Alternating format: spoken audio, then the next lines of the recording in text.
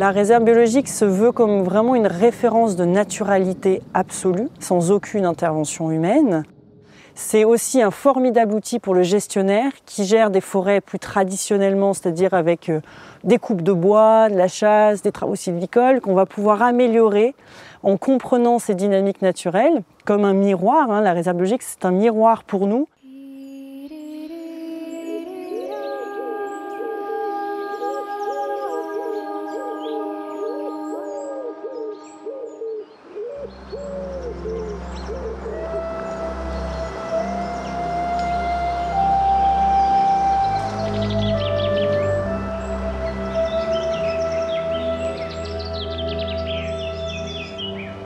Les objectifs sont tout d'abord de laisser évoluer librement les écosystèmes forestiers. Donc ni chasse, ni exploitation forestière, ni travaux. L'autre objectif, c'est de préserver de toute perturbation les espèces de faune et de flore qui sont liées à ces écosystèmes. On étudie aussi la dynamique naturelle de ces écosystèmes forestiers, dynamique interne de renouvellement de la forêt sur elle-même, puis la dynamique aussi externe de colonisation sur les milieux ouverts ou de recul de la forêt sur les milieux ouverts. On a tout un maillage d'enclos exclos, donc il y a la même chose que ce carré à côté qui n'est pas grillagé. Et donc ça nous permet de voir la pression des grands herbivores sur la régénération, de savoir si vraiment la forêt est en équilibre par rapport aux cerfs, aux chevreuils, un peu le chamois aussi. Donc on voit là la petite pousse de l'année là.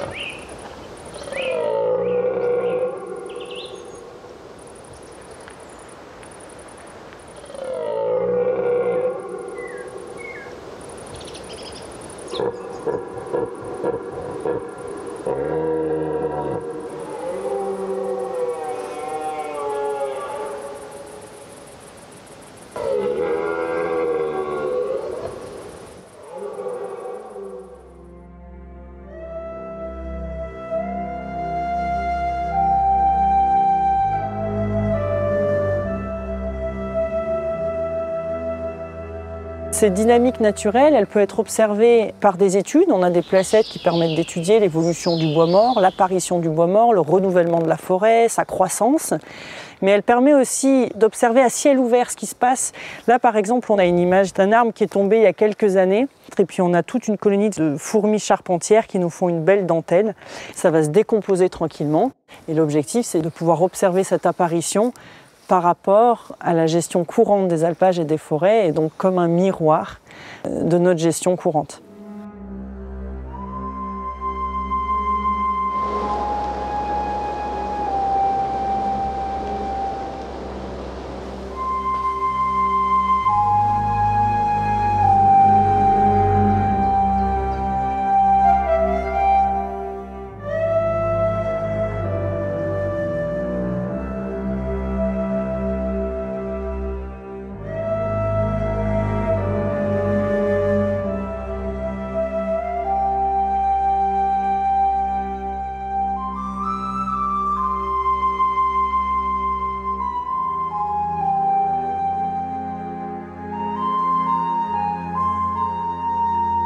La réserve biologique intégrale du Vercors est bordée au sud par l'aiguille de la Britière, qui se dresse telle une sentinelle bienveillante au-dessus de la vallée. Le front ouest surplombe à mi-pente la douce vallée en forme d'auge de la Vernaison. Enfin, elle s'étire vers l'est sur toute la largeur de la réserve naturelle des hauts plateaux, jusqu'aux crêtes sommitales des rangs traversiers. L'ensemble constitue une vaste étendue de plus de 2000 hectares, un espace très peu modifié par l'homme. Elle est recouverte par une forêt subnaturelle, composée d'essences indigènes. La réserve intégrale a été créée en 2009, mais les 2/3 de sa surface n'ont pas été exploités depuis plus de 50 ans. On y trouve des arbres séculaires, âgés parfois de plusieurs siècles, et aussi de nombreux bois morts, propices au développement des insectes saproxyliques, favorisant la régénération de la forêt. Chaque espèce, végétale ou animale, contribue à l'équilibre du milieu et à la bonne santé de ces écosystèmes.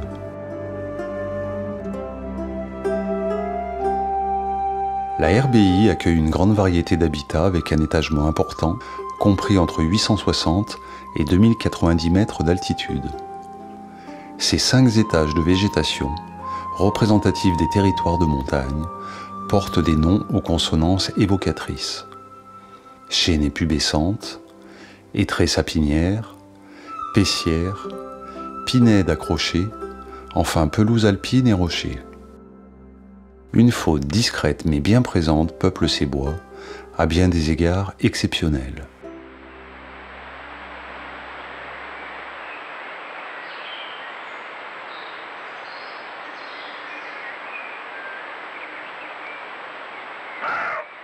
Au plus bas, l'étage collinéen, caractérisé par le chêne pubescent, abrite le furtif chevreuil, le magnifique lézard vert et l'espiègle écureuil.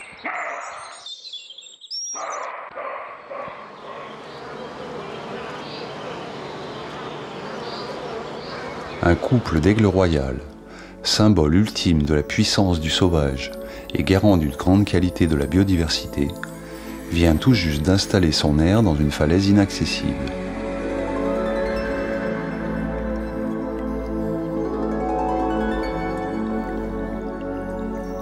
En passant les rangs et ses flancs abrupts, la pente s'infléchit et dévoile le vaste plateau de la réserve naturelle. C'est l'étage montagnard avec sa forêt mixte de hêtres et de sapins, humide et sombre.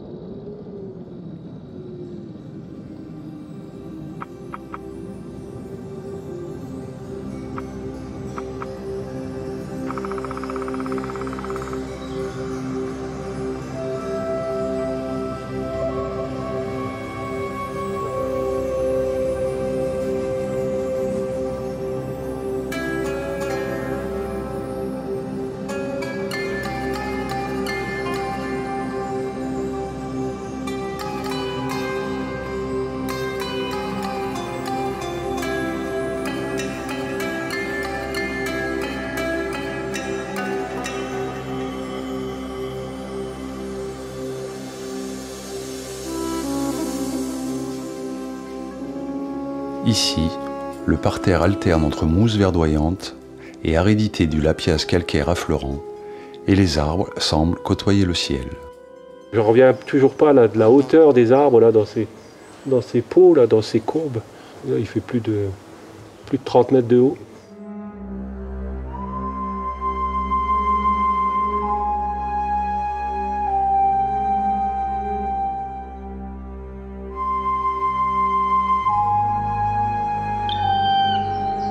C'est le domaine du pic noir et son cortège d'espèces qui convoitent ses loges. Chouettes de Tegmalm, martres, chauves-souris. Discrète, silencieuse, avec son plumage aux couleurs d'écorce et de feuilles mortes, la gélinote des bois se faufile à couvert dans les sous-bois et lisières des clairières.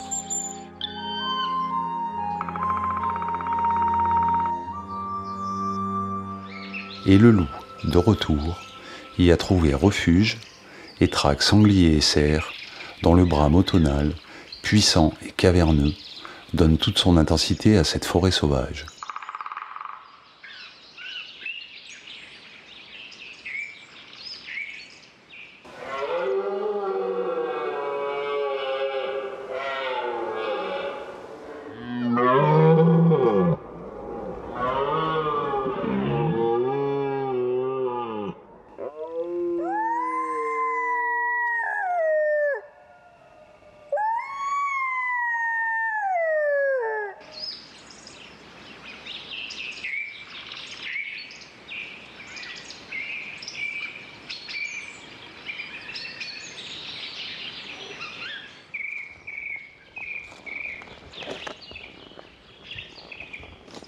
Nous effectuons un suivi de la faune sauvage avec donc des pièges photos.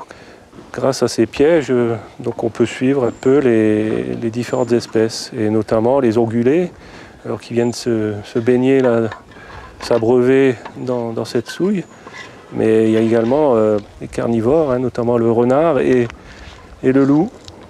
Le loup, oui, ça nous permet de suivre un petit peu la fréquence de l'espèce au niveau de la RBI.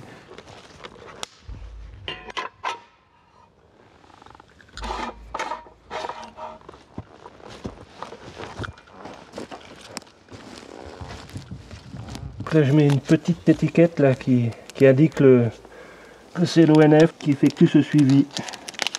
Voilà, pour prévenir les éventuels randonneurs qui passeraient par là. Il y a également l'avifaune qui vient s'abreuver, donc des espèces aussi qu'on ne soupçonne pas et qu'on ne voit pas. Et donc c'est un bel outil là, pour avoir une idée de cette variété. Ça a l'air d'être bon.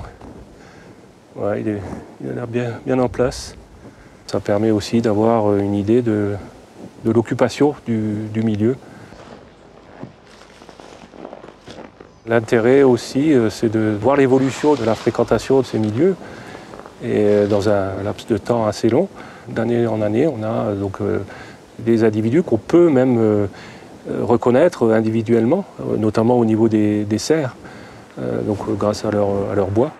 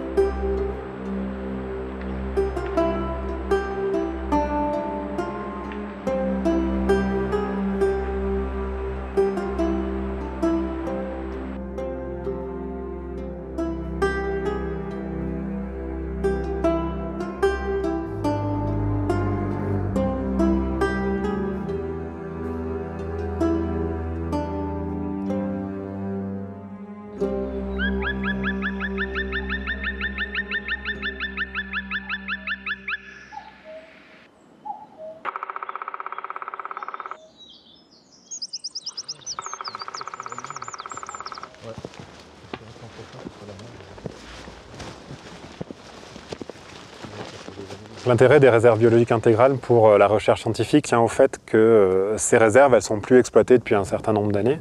Ça permet d'observer en fait une dynamique naturelle en dehors de cette exploitation. Il y a des arbres qui poussent, il y a des arbres qui meurent, et ça c'est le support d'une biodiversité spécifique. Des champignons, des mousses, des lichens, des insectes. Et on peut regarder quels sont les éléments de structure qui vont influencer la biodiversité et comparer avec des zones qui sont exploitées. Et du coup, si on identifie que tel ou tel élément est favorable, on pourra, dans les zones exploitées, favoriser ces éléments-là, au moins les conserver, et puis avoir un support de diversité, y compris en maintenant de l'exploitation. Et en fait, le travail que vous avez fait, le recensement de 130 arbres sur l'ensemble de la réserve intégrale, c'est un travail qui est hyper précieux parce qu'il va nous permettre de monter un plan d'échantillonnage sur ces arbres à cavité-là. Donc vous avez étudié la chouette de Tangma. Nous, on va aller regarder d'autres espèces, par exemple des champignons, des insectes. On va regarder l'influence sur d'autres oiseaux de la présence de ces cavités. Allez. Donc à la fois la collaboration chercheur-gestionnaire, elle permet ça, de bénéficier d'inventaires à large échelle. Et puis je pense qu'elle vous sert aussi, vous, gestionnaire, pour développer vos connaissances et puis alimenter une certaine forme de gestion qui soit plus proche de la biodiversité. Il y a une plume là. Ouais. Il y a des qui volent un peu.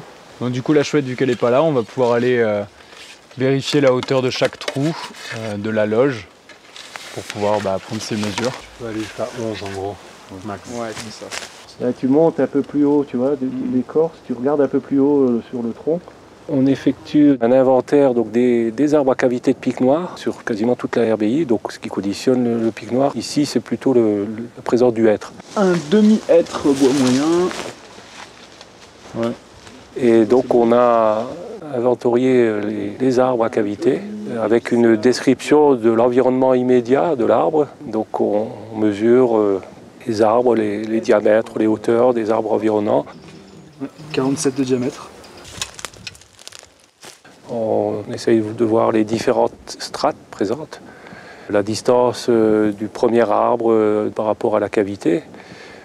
Et donc ça permettra d'avoir la connaissance des arbres potentiellement les mieux configurés pour une occupation de la chouette de Tegman. Et donc on va pouvoir le transposer sur des milieux où on a une gestion traditionnelle avec de l'exploitation, donc de la coupe d'arbres. Donc on aura la possibilité de donner des consignes sylvicoles plus précises à respecter dans l'environnement immédiat de ces arbres à cavité.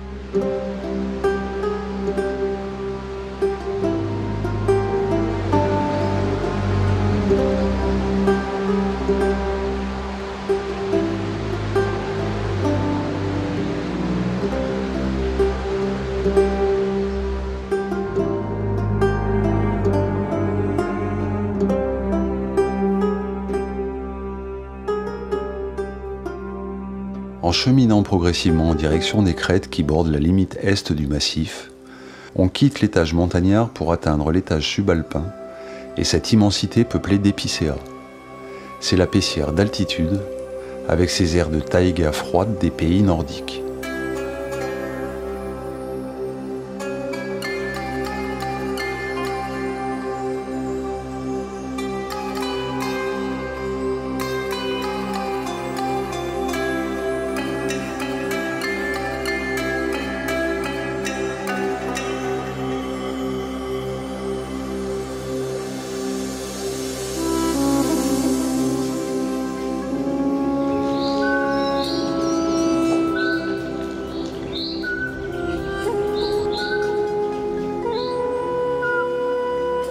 Le plus petit rapace nocturne d'Europe, la chouette chevêchette, une petite boule de plume de 60 grammes, survole silencieusement son territoire en quête de mulots et de mésanges.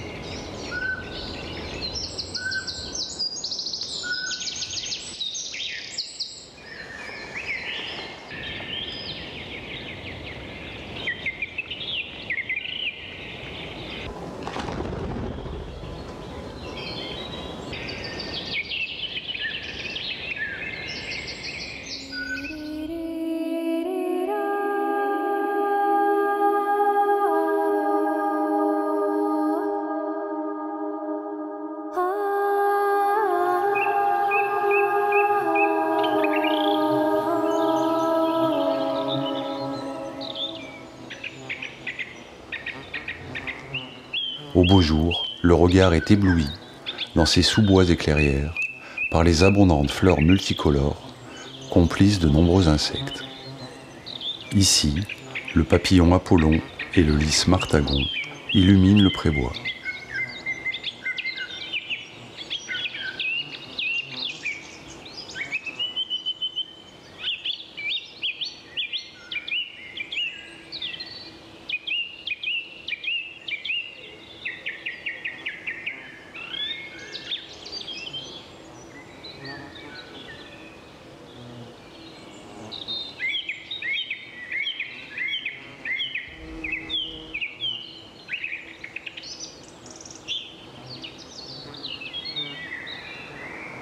À la limite supérieure de la Pessière, vers 1600 mètres d'altitude, le plateau s'incline à nouveau. Les épicéas laissent place aux pins accrochés, résistants aux conditions extrêmes et capables de s'accrocher sur les lapiazes. Le paysage s'ouvre doucement sur l'alpage, où le chuintement du tétralyre répond parfois au silence.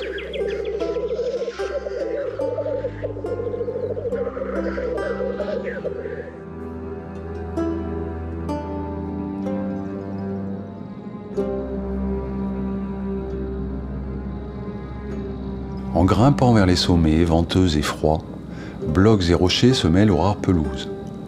Ici, les êtres vivants doivent s'adapter pour survivre. C'est l'univers du placide bouquetin et du mimétique lièvre variable. Vautours et corvidés survolent fréquemment la ligne de crête en quête de nourriture.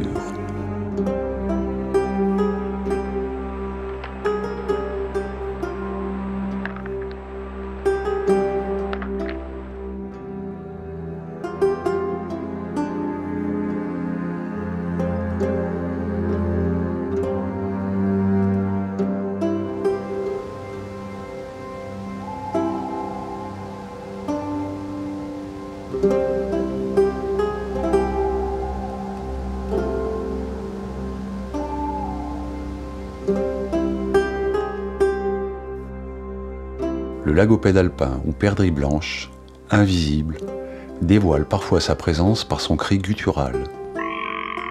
Relique glaciaire, il fréquente les crêtes rocheuses d'altitude, mais pour combien de temps encore ?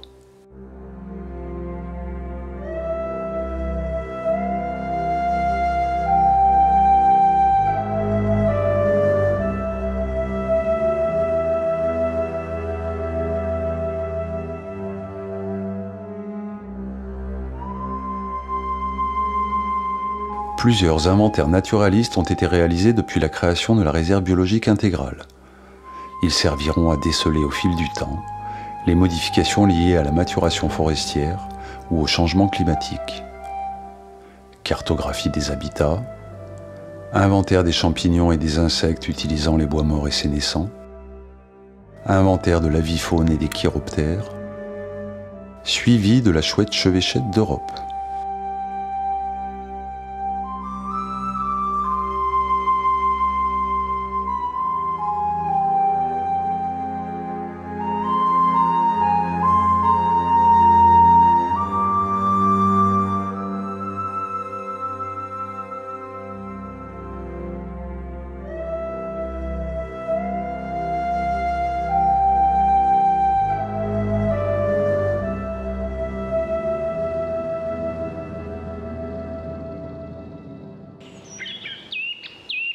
Depuis une grosse dizaine d'années, on a fait évidemment beaucoup de choses déjà sur la réserve biologique, mais pour rester dans cette dynamique, on a pas mal d'études qui sont prévues et à venir. On a toute l'étude des sols et du sous-sol, avec le réseau hydrique souterrain, le milieu karstique vraiment propre au milieu du Vercors. On a un panel d'études sur des espèces de faune et de flore, et puis on a aussi toutes les études liées au changement climatique, et donc voir l'évolution et le comportement des espèces végétales et animales. Donc c'est évidemment très intéressant pour les générations futures d'avoir des sanctuaires comme ça, pour nous permettre de comprendre ces processus naturels qui se déroulent indépendamment de nous, d'en tirer le meilleur avec une grande souplesse et humilité, et de pouvoir respecter ainsi les équilibres naturels dans nos activités humaines.